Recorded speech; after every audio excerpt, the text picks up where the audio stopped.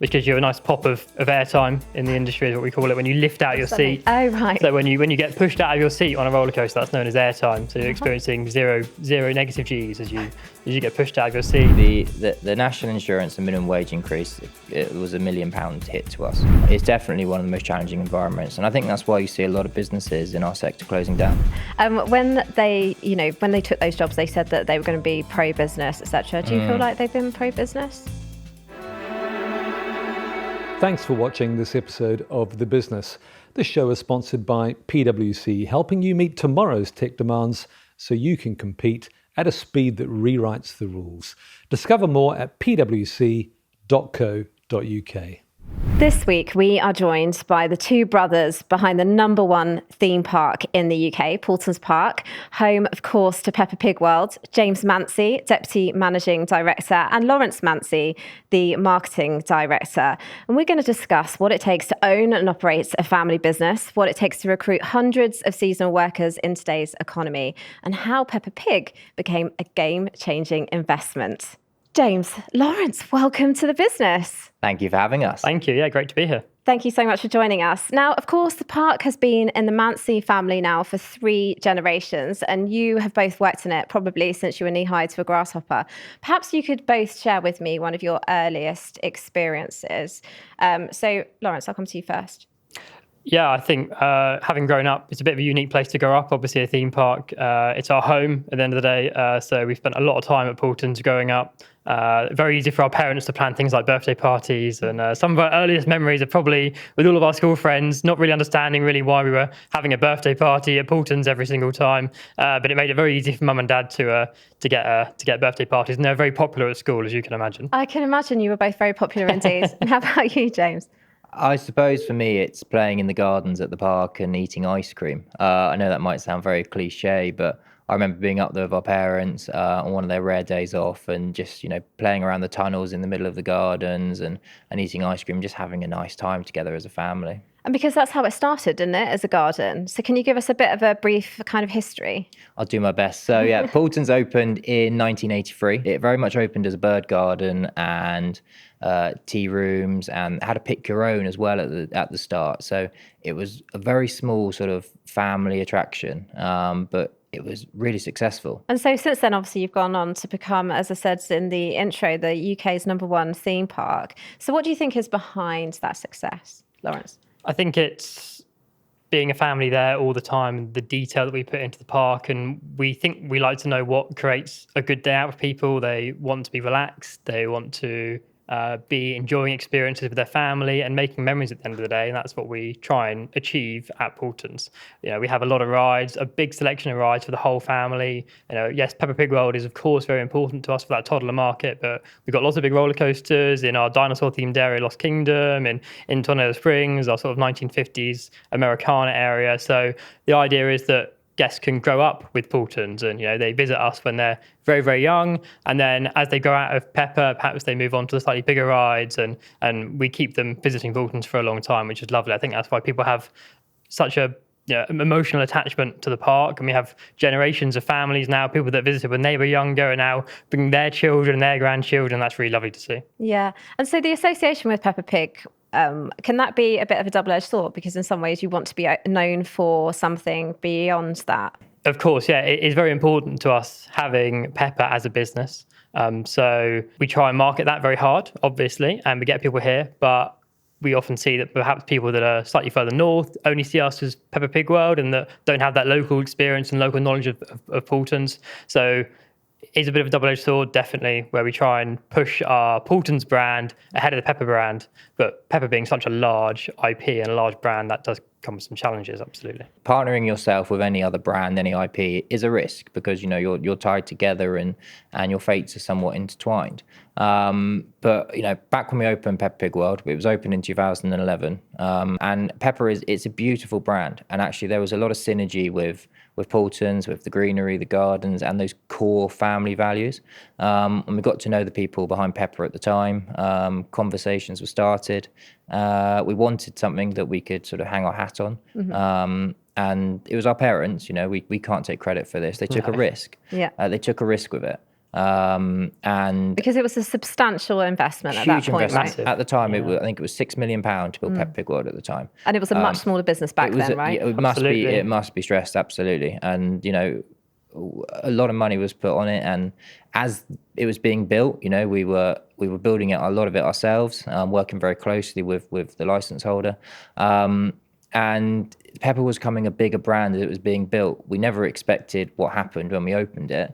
We doubled our visitor numbers in the first year when we opened Peppa Pig World, which was just a phenomenal success. It put a lot of stress on the business because we had a lot more people to manage and deal with, but it was a nice problem to have.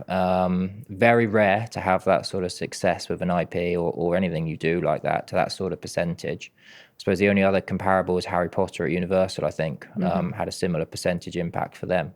But yeah, Peppa is a beautiful brand. We're very lucky to have it. And it's something we're proud of, and we will look after and maintain. And obviously it's won you some very famous fans, including former Prime Minister Boris Johnson. Yes. And it wasn't that long before I came to visit you last time. He'd just been to visit the park, hadn't he? So let's just hear a quick clip of Boris Johnson paying some great compliments to the park. Yesterday I went, as we all must, to Peppa Pig World. I don't know if you've been to Peppa Pig World. Hands up anyone who's been to Peppa Pig World? Not enough.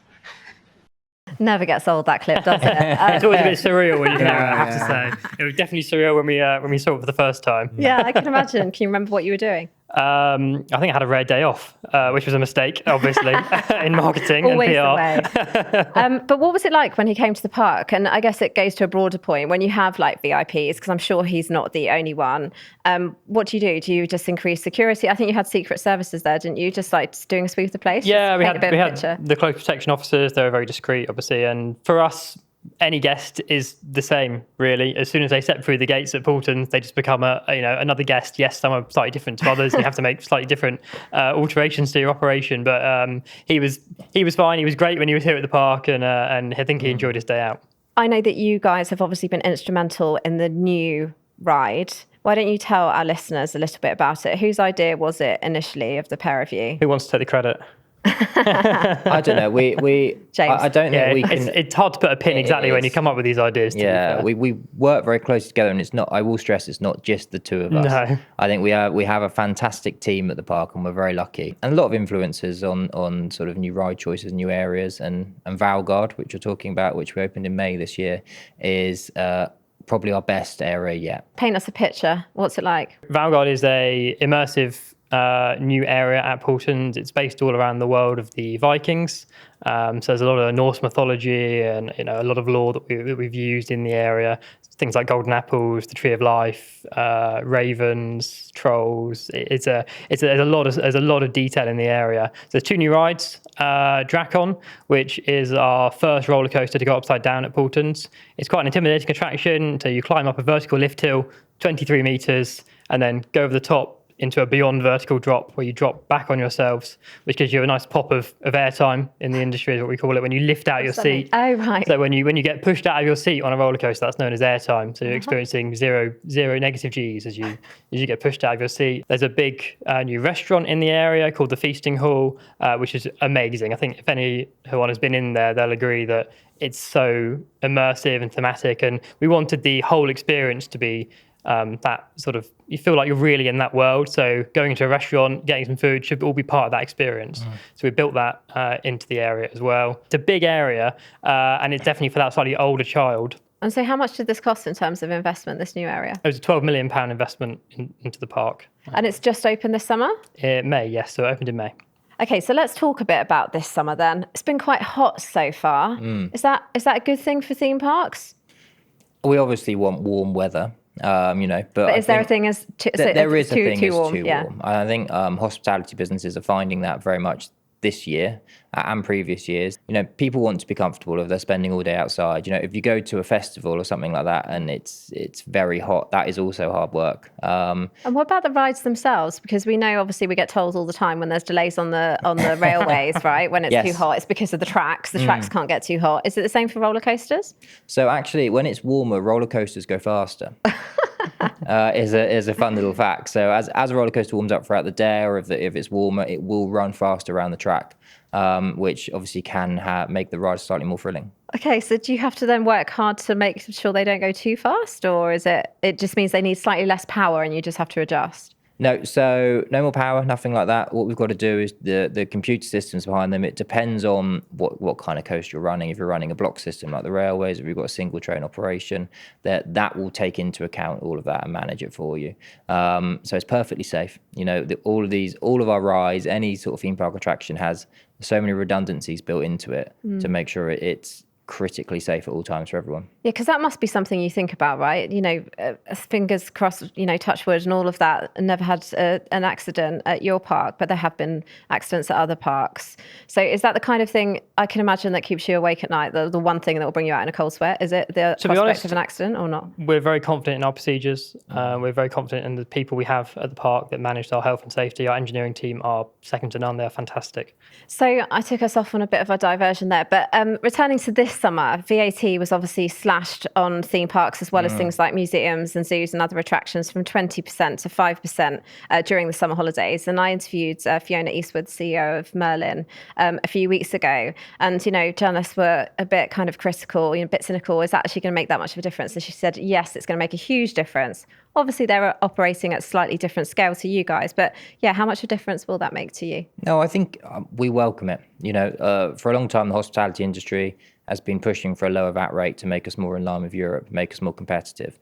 And we're obviously going through a period at the moment where people's disposable income and cost of living is stretched.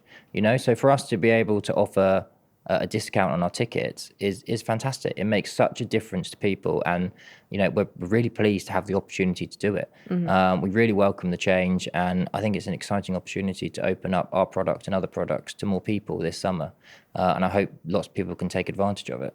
Would you like to see it become permanent?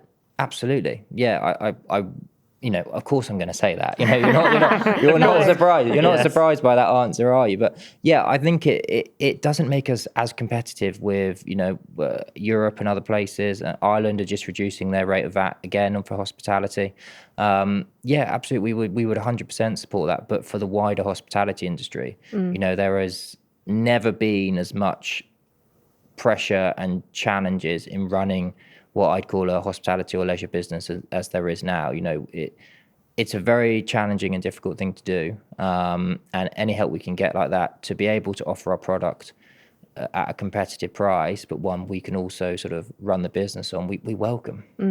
So let's talk about some of those challenges then, because this was a gift, if you like, from the Chancellor, but that was after many measures that really impacted all industries, but particularly hospitality. So of course I'm talking about the national insurance contribution increases, and also the threshold at which companies must pay the tax was halved, and I think that's something that often gets forgotten, but really impacts kind of part-time. I imagine you employ lots of part-time and seasonal workers, and also the national minimum wage or the living wage also rose for younger workers. So how much of an impact has that had on the bottom line? Like, can you put it in pounds and pence?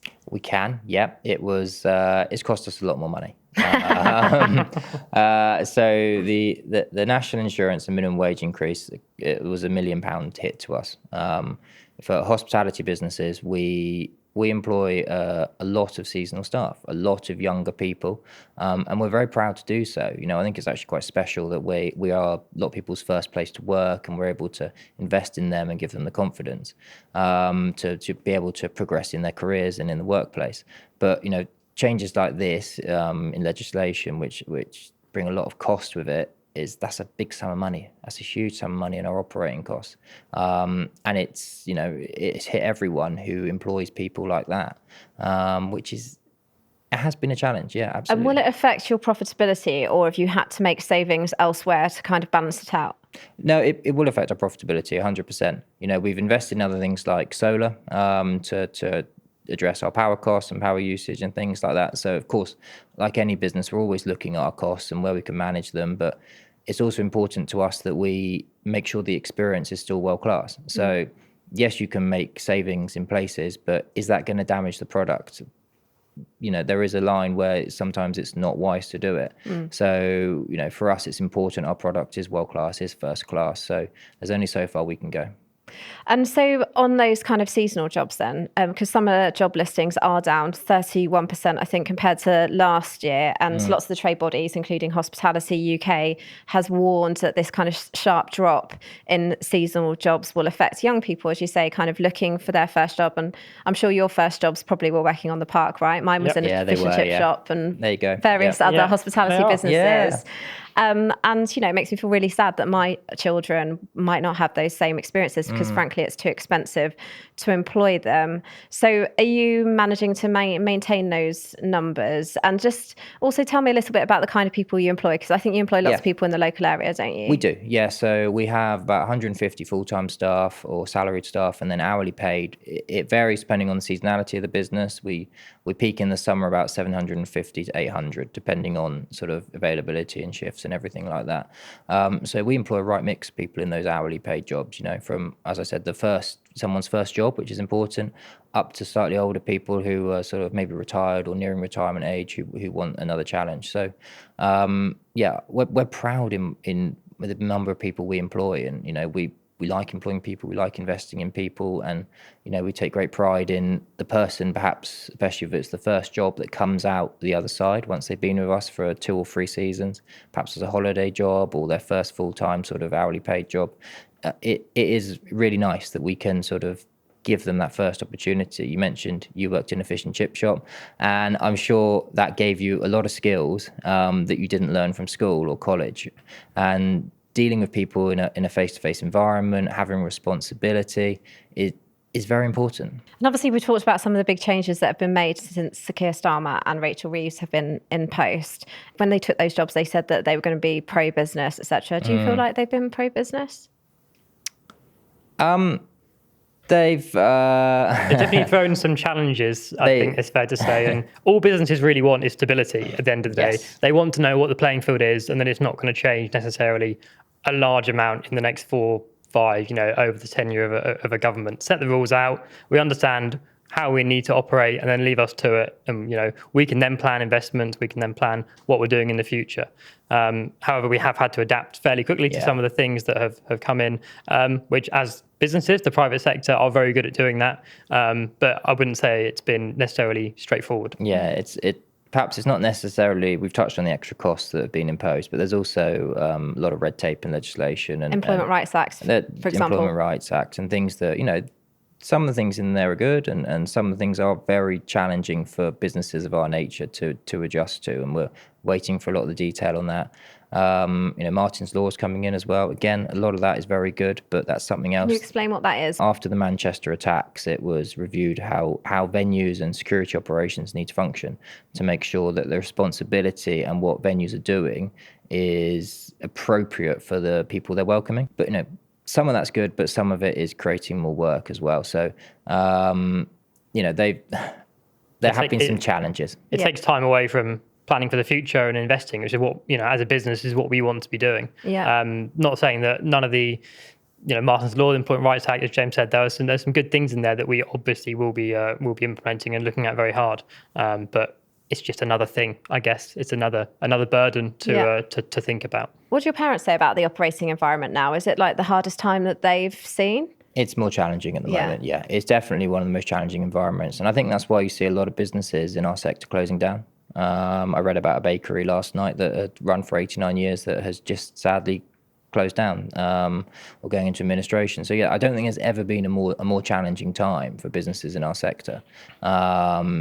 Which is sad. And one of the other big headline-grabbing measures that was introduced was changes to the inheritance tax rules. So how is that impacting the business? And again, is it just another distraction? Have you got it figured out? Are you spending lots of time with accountants and lawyers? We have taken some advice on it and how the best way forward, what the best way forward looks like. Again, it is just another distraction and things that we've got to work through. It's planning for the very, very long term. of course, which we haven't previously had to do, but now we are having to do. Because presumably the options are you take some money out of the business and pay it, or you sell the business, which presumably neither of which are very attractive options. We don't want to sell the business. We're it's not just a business to us. A family business. It's a passion. It's home. It's something we love. It's our whole life, really. It's our life. Yeah. We you go above and beyond when it's family. You really do. So for us, it is we do think about the long term. You think about it's not necessarily what's the next 2 years. Anything we do, we have to live with. So it's important for us that what we're doing is sustainable, the right thing. It's core to our values, and we can look after it. And obviously when we're planning our investments, our cash flow and everything we're doing to reinvest into the business, something like that is a huge challenge. It's a huge curveball, and it will reduce investment in family businesses, in farms. People will sell their family businesses. Yeah, they will.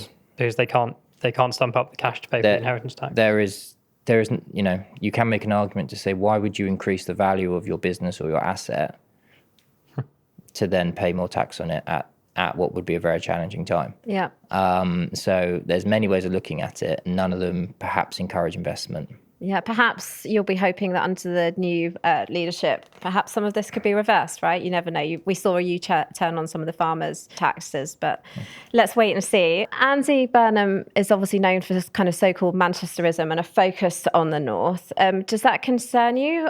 Do you hope that he will apply the same kind of, I guess, levelling up thinking throughout the UK? Because obviously you're based in the south, and there are equally pockets of kind of deprivation in the south, right? Probably Completely. Not far from you. Absolutely. I mean, I think all regions of the country have their challenges. All regions of the country have areas that need investment, and we do have challenges as a country. And I think that just focusing on perhaps the north is a very broad statement. I don't know Andy Burnham that well, I have to say. With him being up in Manchester, it's not someone we've actually sort of spent much time sort of keeping an eye on. But he should come to Peppa Pig World, like perhaps he should. We'd be happy to welcome we'd be him. pleased to give him some ideas. He has said previously that he is, a supporter of 10% VAT, I believe, for hospitality, or reduced VAT rate for hospitality, which of course we would welcome. But we'd say I think it's important that we look at the whole of the UK and making sure we level the country up as a whole. I think that would be my personal preference. And when I've spoken to other hospitality businesses, I wrote about this a couple of weeks ago, a few of them were actually super positive because of what he's done for hospitality businesses, like you were saying, with the focus on VAT, but what he's done for them, he's talking about lowering business rates, for example. Yes. That would be a huge relief to businesses like yours, right? Absolutely. Yeah, we've already touched on it's never been a more challenging time. So if he's willing to engage, UK hospitality do fantastic work, as do BALPA, who our organisation for sort of theme parks and attractions. If he's willing to engage with both of those, or with us, we're very happy to help. Then I think there's great opportunities in our sector for growth and to increase employment, and to generate more tax revenue at the end of the day. Give business the opportunity, and as Lawrence says, the stable platform to invest, and business will. We were talking just now in passing about energy, right? And last time I came to see you, I think your energy bills had spiked by some 400%. And since then we've had, clearly war in the Middle East, which has also affected energy bills. So how's that all looking now? Is it still, are your prices still high, or have those investments that you've made in things like solar panels started to pay off? Yeah, energy is another one of those costs which is only going one way, unfortunately. We have invested £1.5 million in solar and battery storage as well on site. So and the storage is a really important part of it. Absolutely. It's the thing that people don't remember, right? Because there's no point drawing all the energy from the sun if you can't store it. No, so we actually use quite a bit of power overnight too, with refrigeration and things like that going on. So it's important for us that we don't want to export the power. We want to keep it in battery storage and then feed it back in and use it overnight. So we've completed our first year since the big installation, and we generated, I think, 35% of our overall usage from that, which is fantastic. A big chunk. Yeah, we're really proud of that. So beyond that, what do you hope in the kind of years to come will be the legacy of Paultons Park? When people think about Paultons Park in 100 years from now, what do you think that they'll take away from it? what we strive to do, I think, is create memories for families. So if in 100 years' time people are still thinking about Paultons Park is still open and operating, love for it to still be in the family as well. That would be fantastic. You know, we're proud of what we do. We're proud of the opportunities and the memories we create for families. People need enjoyment in their life. They need places they can go and have fun and spend time together. You know, modern life is stressful. So if we can continue to offer the fantastic product we do and people relate us with that quality, value for money, and magical experiences, then, and if it's still in our family, I think I'd be very proud. And so how is the family dynamic going? Because obviously you're here, your parents aren't here. So does that mean you're now running the show? Are they still involved every single, shaking their head? I'll let Lawrence answer that. Yeah, we're definitely not running the show. So but what's it like running a business by committee when there's so many of you? We find it very easy, actually. I think we're very lucky. We have a very good relationship with our parents and our uncle, who's also part of the business as a director. So it's something we've grown up with. They've instilled a lot of good values in us, and we talk about things, you know, and nothing we ever say at work ever gets taken home. You know, of course we have disagreements on things, but it's important that we have those disagreements, because if we all had the same opinion on things, you would only really need one of us. Mum and Dad and Steve have a lot of experience running the businesses, running Paultons Park. So they're still very much involved, and we're happy for them to be involved because we don't know everything, even though we like to make out we do. But is it still important to you to put your own stamp on things? So we talked about Valgard earlier. Like that was the first project that you guys had sort of managed from start to finish. I know with the rest of the team, etc. A lot of help. Yeah, it wasn't you individually kind of building the rides. No. But still, like, you know, the first big project of its scale, wasn't it? And is that important to you, do you think, as the next generation to like put your stamp on things? So yeah, for us, putting our stamp on things is important. Yeah, absolutely. But we also lean into the experience of others as well to make sure that we're not going down a rabbit hole with certain things and managing our expectations, I suppose, on things. We do have a younger outlook with technology and what we're looking to implement and our views on how we think the park should be. You know, it's not just about rides. We have beautiful gardens that people can relax in as well. And it's important for us that we have a relaxed environment, that whole offering. And I think you said one of the things about Valgard is that it's much more immersive, perhaps, than other areas of the park that you've developed before. So, Lawrence, word has reached me that you have been nominated as Theme Park Personality of the Year. Yes. Due to your stellar work on YouTube, so everybody can obviously check out your videos on the Paultons Park YouTube channel. Yep.